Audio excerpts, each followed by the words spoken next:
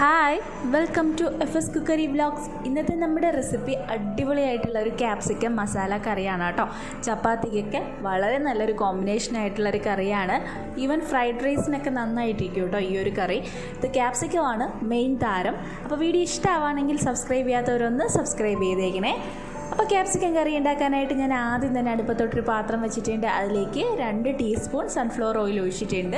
ഇതിലേക്ക് ഞാൻ 1.5 ക്യാപ്സിക്കമാണ് കേട്ടോ എടുത്തിട്ടുള്ളത്. അതിൻ്റെ കൂടെ തന്നെ ഒരു ചെറിയ സവാളയും കൂടി എടുത്തിട്ടുണ്ട്. ഇത് രണ്ടും ക്യൂബ് ഷേപ്പിന് കട്ട് ചെയ്തിട്ടാണ് ഇതിനകത്തോട്ട് ഇട്ട് കൊടുക്കുന്നത്. എന്നിട്ട് ഹൈ ഫ്ലെയിമിൽ വെച്ചിട്ട് തന്നെ ഒന്ന് സോട്ട് ചെയ്തെടുക്കും. കളർ ചേഞ്ച് വരുന്ന സമയത്ത് നമുക്കിതെല്ലാം കൂടി കോരി മാറ്റാം. ഇപ്പം ഞാനെല്ലാം കോരി മാറ്റി വെച്ചിട്ടുണ്ട്. ഇനി അടുപ്പത്തോട്ട് അതേ പാത്രം തന്നെ വെച്ചിട്ട് 1 ടീസ്പൂൺ സൺഫ്ലവർ ഓയിൽ ഒഴിച്ചു കൊടുക്കുക. അതിലേക്ക് ഒരു 1/4 ടീസ്പൂണിന് കുറച്ചും കൂടി കൂടുതലായിട്ട് ജീരകം ഇട്ട് കൊടുക്കുക. അതിനുശേഷം ഒരു ചെറിയ സവാള പൊടിയായിട്ട് അരിഞ്ഞത് അതിനകത്തോട്ട് ഇട്ട് കൊടുക്കുക. നന്നായിട്ടൊന്ന് വഴറ്റിയെടുക്കുക. കുറച്ച് ഉപ്പും കൂടി ഇട്ട് കൊടുത്താൽ എപ്പോഴും പറയും പോലെ തന്നെ ഉള്ളിയിലെ വെള്ളമൊക്കെ പെട്ടെന്ന് വലിഞ്ഞ് പെട്ടെന്ന് തന്നെ ഉള്ളി വാടിക്കിട്ടും. ഇതിലേക്ക് ഒരു 1/4 ടേബിൾ സ്പൂണോളം ജിഞ്ചർ ഗാർലിക് പേസ്റ്റും കൂടി ഇട്ട് കൊടുത്തിട്ട് നന്നായിട്ടൊന്ന് ഇളക്കിയെടുക്കണം.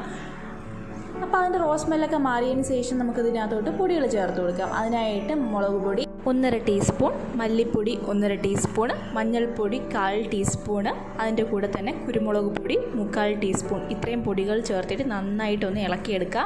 ലോ ഫ്ലെയിമിൽ വിട്ടിട്ട് വേണം ഇതുപോലെ ഇളക്കിയെടുക്കാനായിട്ട്.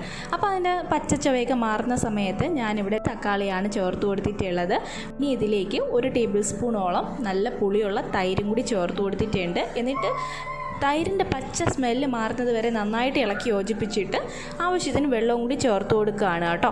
അപ്പോൾ ആവശ്യത്തിന് വെള്ളവും കൂടി ഒഴിച്ചു കൊടുത്തിട്ടുണ്ട്. ഇനി ഇത് നന്നായിട്ട് ഇപ്പോൾ തിളച്ച് വരുന്നിട്ടുണ്ട് കേട്ടോ.